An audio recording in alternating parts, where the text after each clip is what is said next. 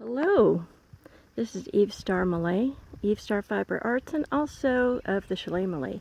Thanks for joining my Ozark Odyssey today. This is April 24th, 2018, and I'm trying to swoop away some gnats. They're getting really annoying today.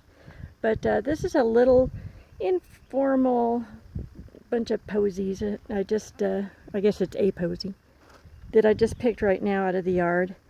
And my rule of thumb is if it's blooming together at the same time in the yard, then it goes together, because our creator knew what he was doing. This is, I think, something called Jerusalem bells. These are columbines, and this is some buttercups that I rescued from our creek and replanted in a real wet spot.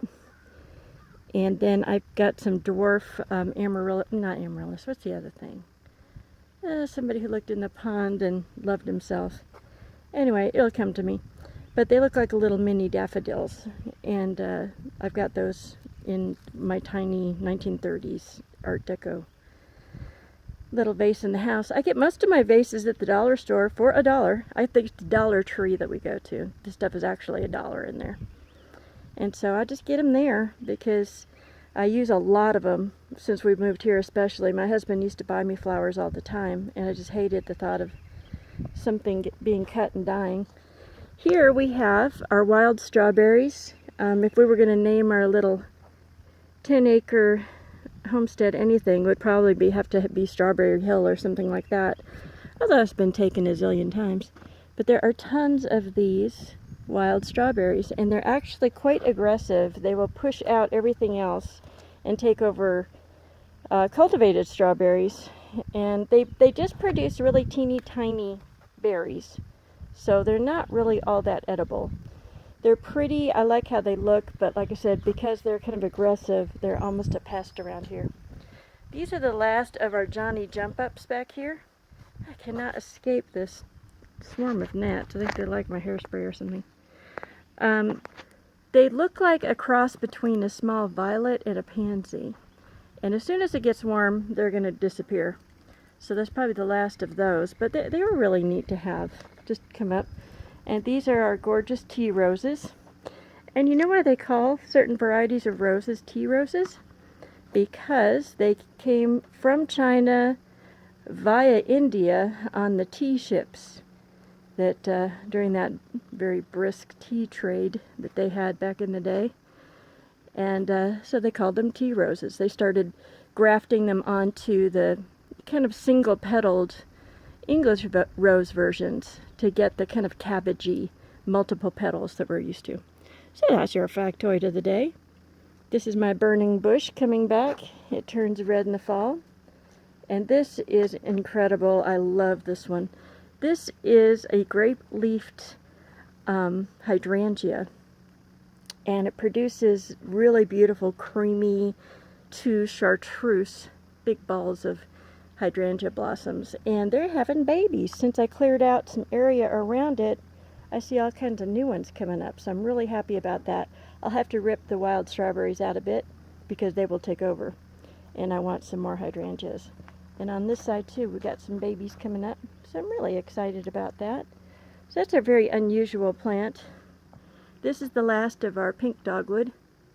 It did really well this year too. I pruned it so that it would be more of an umbrella shape, so I took care of these lower branches, and also so they wouldn't poke me in the eye. I'm one of those people, if something can poke me in the eye, it will. It's a form of Murphy's Law. And we call it the accident proneness of me. I was like that as a kid as it was, but now with that mess, I'm just positively, totally clumsy all the time.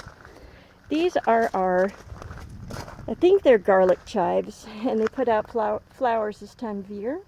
They're about to open. And we've just left them in these ugly buckets that were here. These are good for starting things that, you know, I want to move to the other parts of the yard. Not attractive, but then neither is the propane tank right over there. These are some cherry tomatoes that I repotted. I'm going to have to space those out a little bit more. Oh, and there's one of the last of the wood violets right there. Isn't that gorgeous? And that is definitely going to be an upcoming series of scarves. I'm going to do native Ozark, as in my yard, I mean very native to me, purple scarves. They're going to include the wood violet, the hyacinths that we had in our bed that have an incredible array of color, from kind of a bright intense aqua sky blue all the way to like a deep dark lavender. And so I can't wait to make those. Right now the loom has 3 Ozark songbird scarves going. I'm almost done with the first one, which is the gaudiest bird in the Ozarks, called the painted indigo bunting. And so far a lot of my friends online have really liked that one a lot, so I might be cranking out a few more of those later. And I was just working on making some needle felted dogwood blossoms, and those have turned out well. I just made a second one for someone who requested one the other day. So I didn't know if lightning could strike twice, but it worked.